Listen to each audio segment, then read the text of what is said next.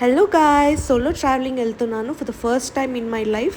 ఎలా అయిపోయిందో, like how did I go to the solo travelling చూద్దాం రండి. బస్ నుంచి దిగగానే నేను హాస్టల్కి ఆటో బుక్ చేసుకొని వచ్చేసాను. సరే అని లగేజ్ అక్కడ పెట్టేసి ఇంకా నేను బీచ్కి వెళ్ళాను.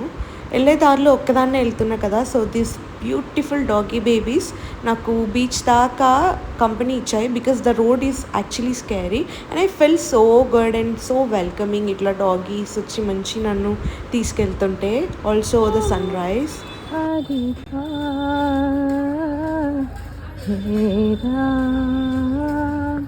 హాయ్.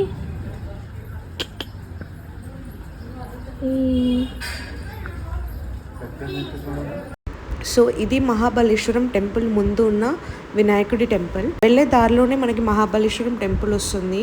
హాస్టల్ నుంచి మనం గోకర్ణ బీచ్కి వెళ్ళే దారిలోని 1 కిలోమీటర్ డిస్టెన్స్ ఉంటుంది. అంతే, ఆ డిస్టెన్స్లోనే మనకి దారిలో మహాబలేశ్వరం టెంపుల్ వస్తుంది. కానీ నేను వెళ్ళలేదు ఎందుకంటే నేను బాత్ చేయలేదు ఇంకా అని. సో చాలా బాగుండే.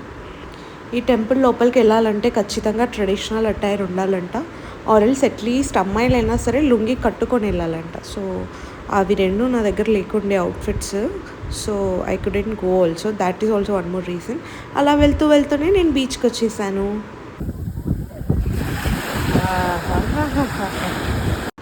గోకర్ణ బీచ్కి స్వాగతం. ఎంత బాగుంది కదా గోకర్ణ బీచ్. అసలు బీచ్ చూడగానే సాడ్నెస్ అంతా మర్చిపోయి I just feel like a baby. నాకు వాటర్ అంటే చాలా ఇష్టం. వాటర్ని చూడగానే it has some healing power. I don't know, the beaches are so damn good. అలా కాసేపు బీచ్లో కూర్చొని మంచిగా నేచర్ని ఎంజాయ్ చేస్తూ I just spend some alone time with my self.